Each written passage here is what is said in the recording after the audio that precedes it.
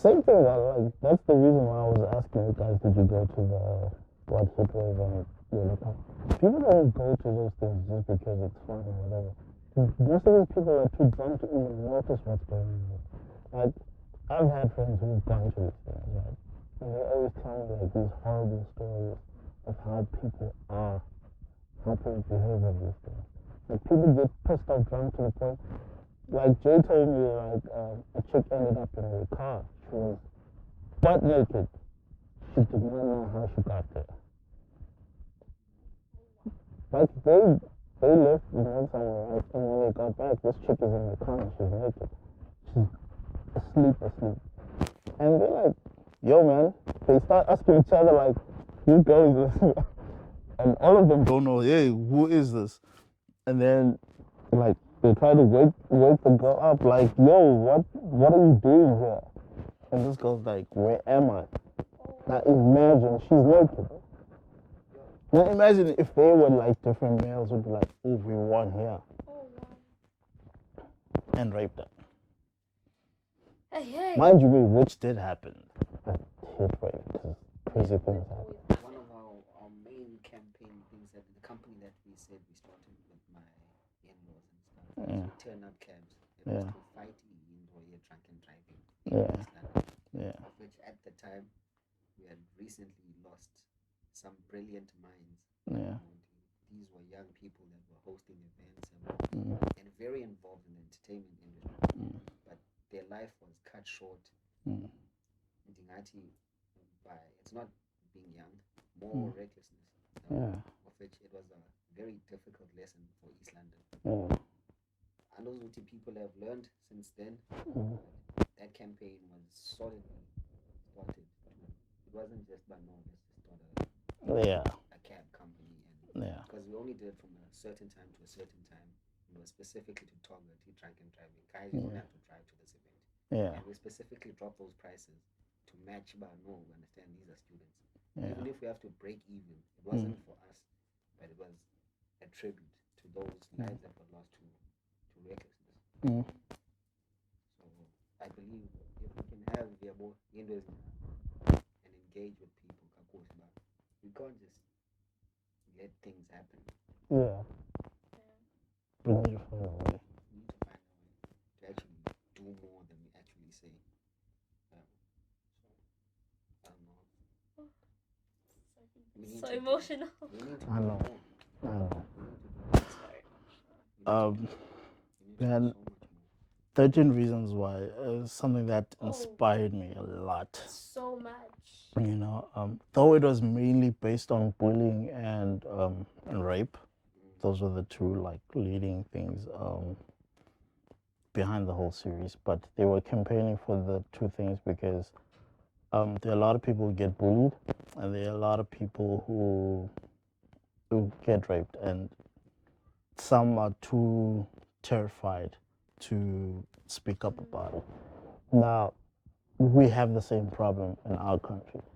Like, we all went to school, right? We all know it was a culture to bully. It was either you were a bully or you were being bullied. Only a few managed not to be evil. Yeah, to be caught in the... Only a few managed, like, to escape that part of the lifestyle. Now, if we can, like, get into these schools and actually deal with these problems, for instance, you have well,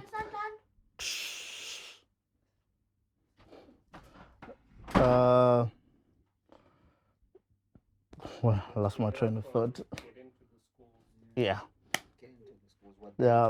we need to find a way to get into these schools, right? Like, for instance, spanking girls was a culture in school.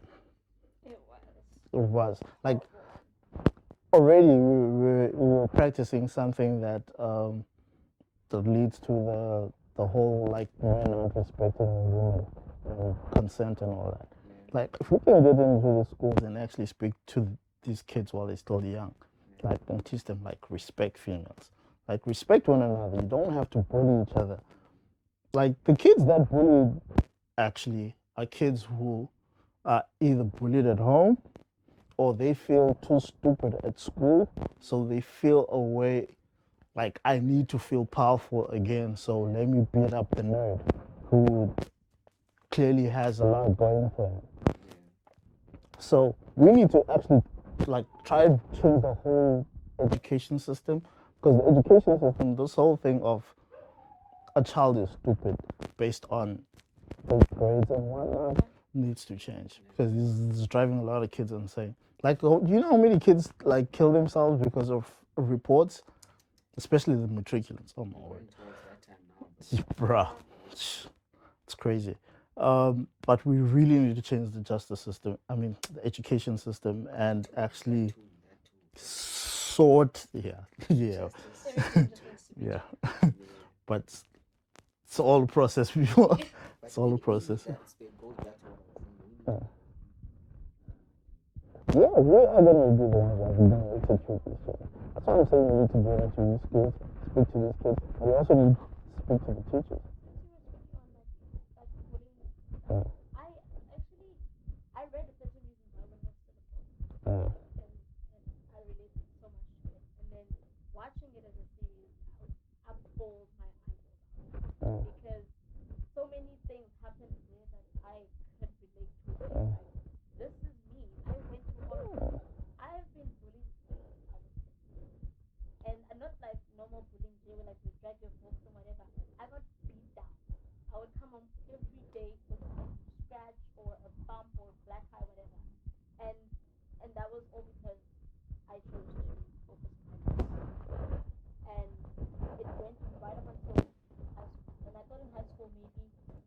Things would be different, and I would do things differently. I would make new friends, people would accept me. But then, high school bullying is a different level. It's like bullying on steroids. In high school, you're judged on what clothes you're wearing, who's your mom, what position you hold in the school, who you're dating, how good are your grades, whatever subjects you're doing. So I was the quiet one, but I was friendly to everyone. And I've had people, come at me because of that. And you don't choose to be a teacher's pet. Teachers just like you. They're like, oh, you think you're better than us because you're like friendly with the teachers and stuff like that. And mind you, I wasn't nobody. I come literally from nothing, and now all I have is my academics. And I'm like, you know what? If you tried, like, you're gonna beat me up, but I'm gonna show off and beat you in like an academic level. And that pissed people off. I was cyberbullied. I had someone go into my Facebook profile. I don't know how. They hacked it. They ruined all of my pictures. My dad wanted to sue for defamation because he knew I've always wanted to be in media, and they were ending my career before it even started. And in when I was 14, I was raped, and I've had people bring that up and make fun of it in high school. When I was 15, I got hit by a car and got seriously injured. People made fun of that. In high school, they will literally pick up everything that happens to you and turn it into something to laugh at. And I kid you not, you guys, I was so depressed. But in my head, I was like, whatever is going on, yes, you're depressed, but show off in a different way. Beat them where they can't beat you. Academics. Do whatever you can with your academics. And those people now, where are they? I have people who used to beat me up at school who literally serve me food at restaurants now. I have those people drive a taxi that I'm on. I have those people literally put my groceries in a bag at a store or shop at. And where am I now? So if you're a bully, I feel like they need to find the people who are being bullied, need to find something to help you focus. You need to have that main goal in your head. Like, yes, I will endure this and I will go through all of this, but who's going to be laughing at this? Yeah, but my issue is why do they keep on doing it? No, we need to change that. We need to change that. No, we're going to have kids. That's why we need to change these things. Man. It's the jungle. It's either eat or be eaten. We need to change these things. We don't have to raise our kids in the same system. So we're going to change the mentality. No, every school has bullies. Everyone is going through something. And just because it's kids, they're like, no. I have people who are still crying till today because of stuff they were like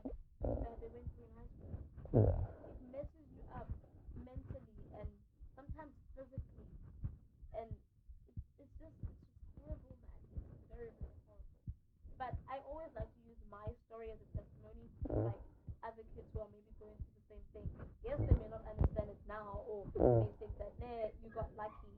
But I've had so much life stuff happen to me. I've been through a literal whirlwind of hassle.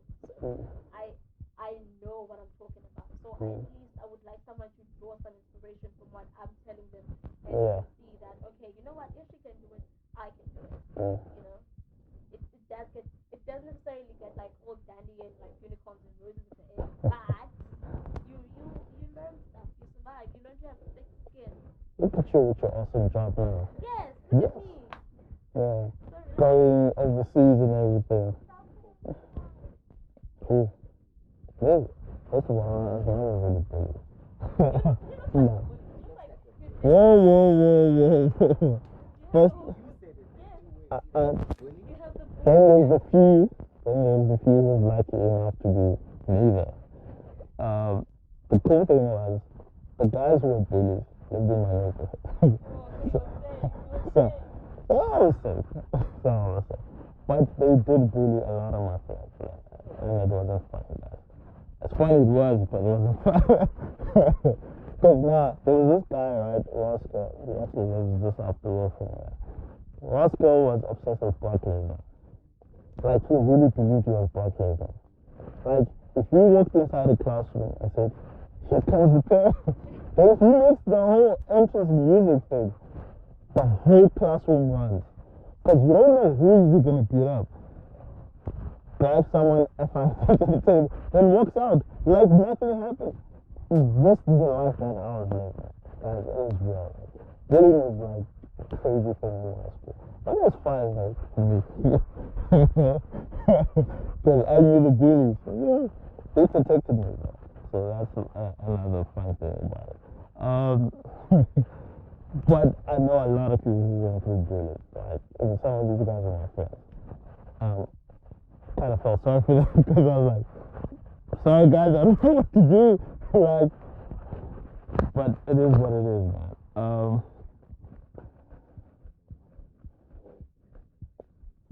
Yeah.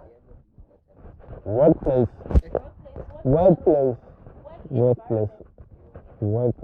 Like, not everybody deserves power. Please pray for the work environment.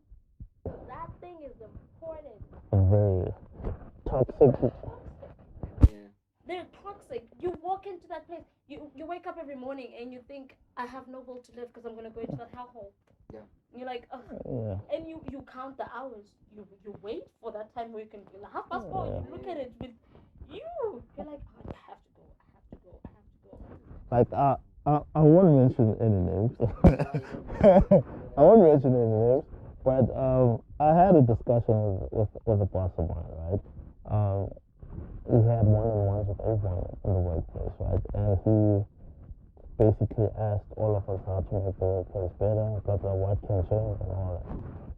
And I told him straight, like, one thing that needs to change, first and foremost, is leadership. Because we have none. He was like shocked, because he's never here, you know. So he's like, huh? Why? And I'm like, nah. We don't have leadership. We need leadership. We need people who's going to lead us, not people who's going to boss us up. And he was taking down notes and whatnot. And he listened to every like complaint that I had, and then I gave him like ideas on how basically to make the whole company better. Alright. Then he has the meeting now with everyone. Just like, okay, I've met with everyone, and I've heard everybody's thoughts on how to better the workplace and everything. Then he says, but there's one person that impressed me out of all of you. Like, all of you practically said the same thing. And there's only one person who was honest with me. He says, that's Randy. I'm like, what? Now, why did you leave? These are all, like, majority of the people all cry about, okay, this is bad. Now they were given the opportunity to actually speak.